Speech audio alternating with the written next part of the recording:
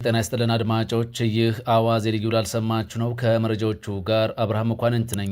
የአሜሪካ ጦር ወደ 400 የሚጠጉ ወታደሮች ቆስለውበታል ተባለም። ባለፈው ሳምንት ኢራን በጆርዳን በሚገኙ የአሜሪካ ኃይሎች ላይ በፈጸመቻቸው 3 ጥቃቶች በደርዘን የሚቆጠሩ የአሜሪካ ወታደራዊ አባላት መቁሰላቸውንና ሄሊኮፕተሮች መውደማቸውን ኒውዮርክ ታይምስ ዘግቧል። ጋዜጣው ስማቸው ያልተጠቀሰ የአሜሪካ ባለስልጣናትን ጠቅሶ እንደገለጸው ባለፈው አርብ በጆርዳን 2 ወታደሮች እንዲገደሉና አንዱ እንዲጠፋ ካደረገው የኢራን ጥቃት በፊት በነበሩት ጥቃቶች የደረሰውን የጉዳት መጠን ፔንታጎን ይፋ አላደረገም። አንድ ስማቸው ያልተጠቀሰ የአሜሪካ ወታደራዊ ባለስልጣን እንደተናገሩት የመካከለኛው እዝ ስለቆሰሉ የወታደር አባላት መረጃ የመልቀቅ ግዴታ የለበትም ብለዋል። የካቲት 28 ጦርነቱ ከተጀመረበት ጊዜ አንስቶ አሜሪካና እስራኤል በኢራን ላይ በከፈቱት ጦርነት የተገደሉ አጠቃላይ የአሜሪካ ወታደሮች ቁጥር አሁን 17 ደርሷል። ወደ 400 ገደማ የሚደርሱ ወታደሮች ደግሞ መቁሰላቸው ተነግሯል።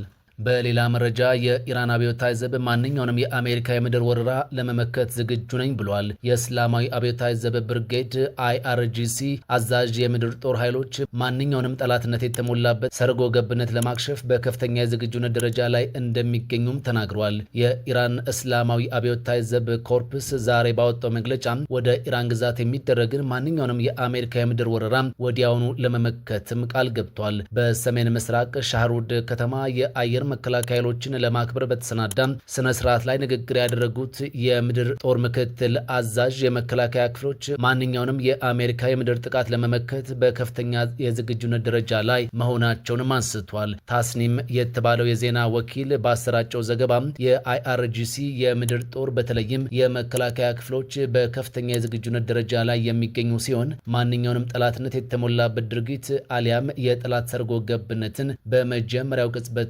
ያከሽፋሉም ብለዋል። ይህ ማስጠንቀቂያ የመጣው አሜሪካ በርካታ የኢራን ኢላማዎች ላይ የአየር ድብደባን ማድረጓን በቀጠለችበት በዚህ ሰዓት ነው። ጥቃቶቹ በዋናነት በደቡባዊ ኢራን ላይ ያተኮሩ እንደሆነም ተነግሯል። ቴህራን በምላሹም በበርካታ ቀጠናዊ ሀገራት ውስጥ የአሜሪካ ጦር ይጠቀምባቸዋል ባለቻቸው ተቋማትና የጦር ሰፈሮች ላይ ጥቃት በመሰንዘር አጸፋዊ ምላሾቿን እየሰጠች ቀጥላለች።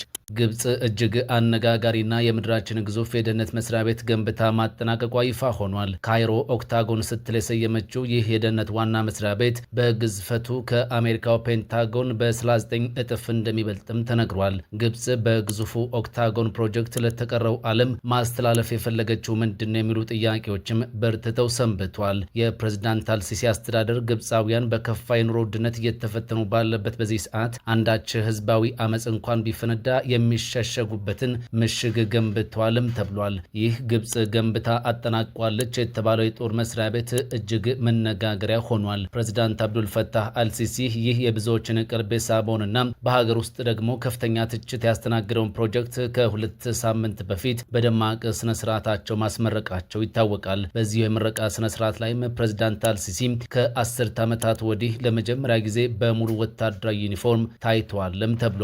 ይህ የግብፁ አዲስ ፕሮጀክት ከዙሪክ አሊያም ከኮፓገን ከተማ ጋር በስፋቱ የሚስተካከል እንደሆነም ዘገባዎች ጠቁሟል። ስፋቱ 14 ስኩዌር ማይልስ መሆኑም DW ዘግቧል። ግብጽ ይህንን ፕሮጀክት እውን ለማድረግ በቢሊዮን የሚቆጠር ዶላር ወጪ ያደረገችበት እንደሆነም ተነግሯል። የፕሬዝዳንት አልሲሲ አስተዳደር ግብፃውያን ከፍተኛ በሆነ የኑሮ ውድነት እየተፈተኑ በሚገኙበት በዚህ ሰዓት እንዲህ አይነቱን ወጪ ለማውጣት የወሰነው ወደፊት ከሚነሳ የህዝብ አመፅ መሸሸጊያ ይሆን ዘንድ በማሰብ እንደሆነም ተንታኞች መላምታቸውን ሰጥተዋል። ከዚህ ባለፈ የግብጽ ጦር በሀገሪቱ የኮንስትራክሽን ዘርፍ ውስጥ ሚና ያለው ሲሆን አሁንም በዚህ ግንባታ ላይ ተጠቃሚ ለማድረግ ታቅዶ የተጀመረ ስለመሆኑም ይታመናል። የግብጽ ጦር በሀገሪቱ ውስጥ የሆቴል ስራዎች፣ የዶሮ እርባታዎችና የጋዝ ማደያዎችን በባለቤትነት እንደሚያስተዳድርም ይነገራል። የግብጽ ጦር በሀገሪቱ ኢኮኖሚ ውስጥ ከፍተኛ የሆነ እንቅስቃሴ እንዳለው ከዘገባው ላይ ተመልክተናል። ፕሬዝዳንት አብዱል ፈታህ አልሲሲ ሀገራቸው ኦክታጎንን ገንብታ ያጠናቀቀችው የሀገሪቱን የጸጥታ ሁኔታ በጥብቅ ለመቆጣጠርና የሚያጋጥሙ ቀውሶችን ለመቆጣጠር በሚል እንደሆነም መናገራቸው ይታወሳል። ዩክሬን 400 ሰው አልባ አውሮፕላኖችን በመጠቀም የበቀል እርምጃዋን በሞስኮ ላይ ወስዳለች ተባለ።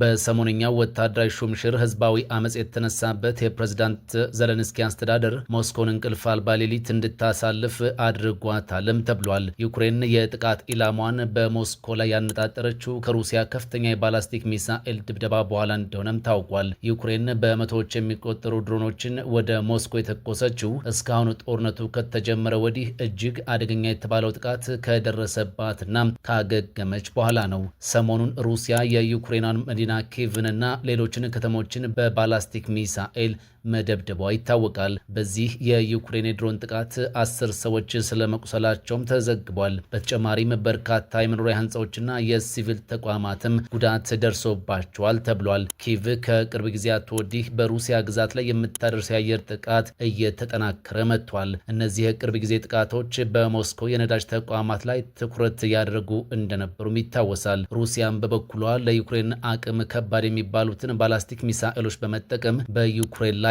ጥቃት ማድረሷን ገፍታበታለች።